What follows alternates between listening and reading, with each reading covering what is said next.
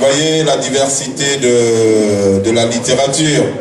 Un poète peut être pluraliste, aimer les bêtes, d'autres engagés politiquement. Avant de passer la parole à Philippe, je voulais dire juste quelques mots sur lui. Je vous avais parlé tout à l'heure dans mon annonce de Philippe Aloto, qui est un metteur en scène, producteur de pièces de théâtre. Philippe a fait... attends, je retrouve mes notes. Philippe donc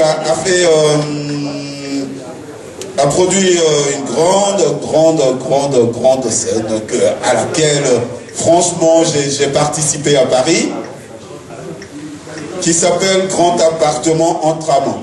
Tu peux nous dire, avant de dire ton poème, tu peux nous dire 2 mots là-dessus, s'il te plaît. Bonjour messieurs, dames. Vous m'entendez? Oui, je suppose. Voilà.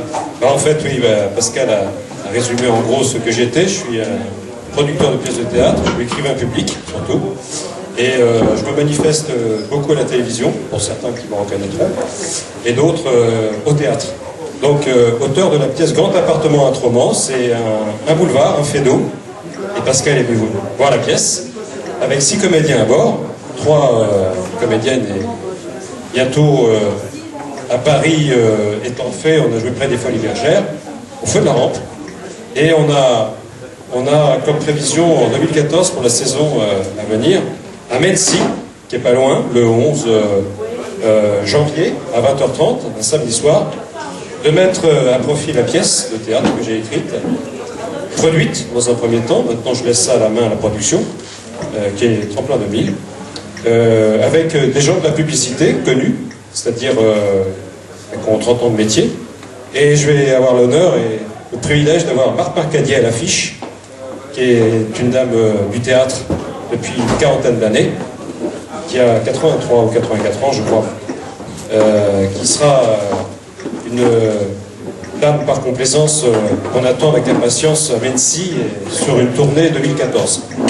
Voilà ce que je peux vous dire de moi, et je suis aussi également parolier. J'ai cru discuter tout à l'heure avec une auteure, compositeur, interprète, avec qui je vais certainement avoir un lien Facebook pour discuter je pense, d'un avenir certain par nos chansons respectives.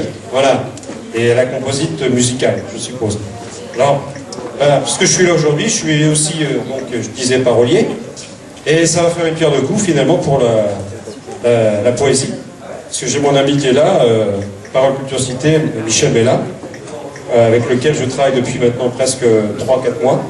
Et Pascal, bien sûr, sinon ça n'aurait pas de sens, qui est vice-président de l'association. Merci Michel de me le rappeler, au cas où j'aurais oublié. Et puis les membres qui sont importants, n'est-ce pas, et la vice-présidente qui est en train de filmer là-bas. Voilà.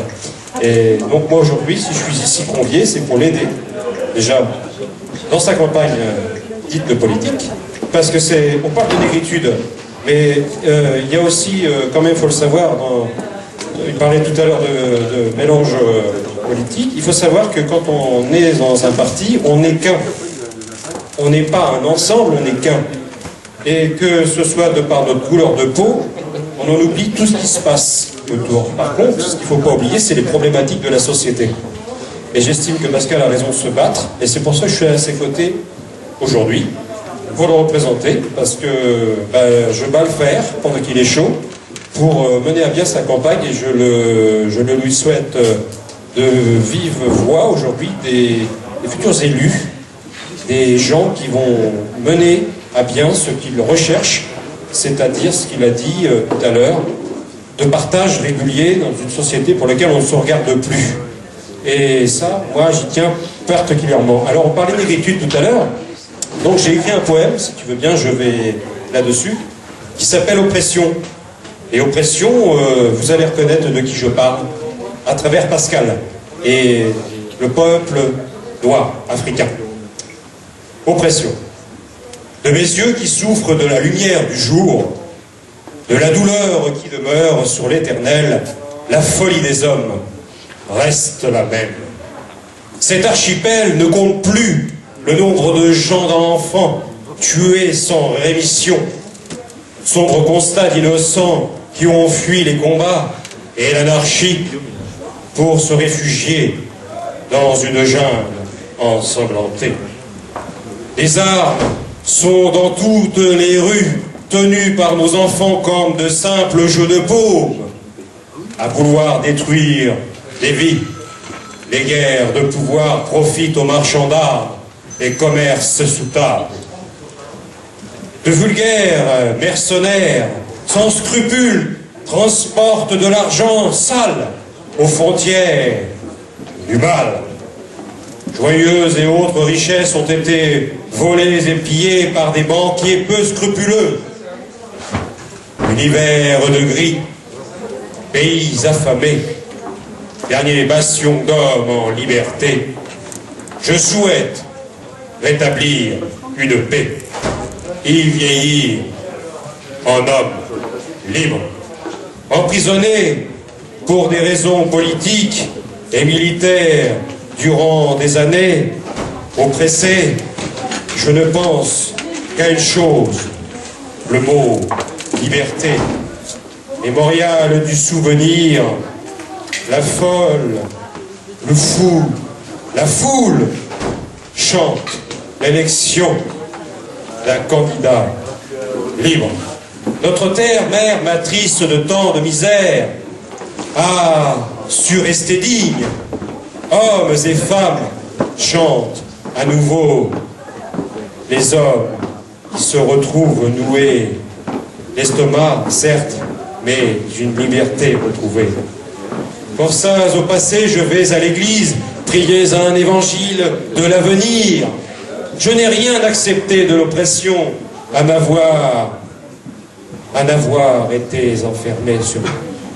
Je suis juste un messager, pleurant la perte d'hommes, de proches assassinés.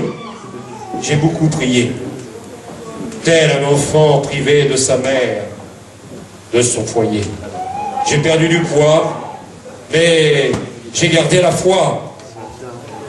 Les convictions sont restées dignes, malgré le despote de mon peuple.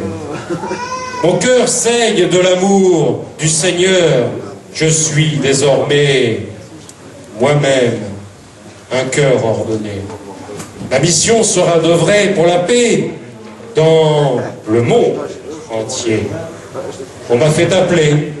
Je me dois d'être reconnaissant à ceux qui m'ont élu président.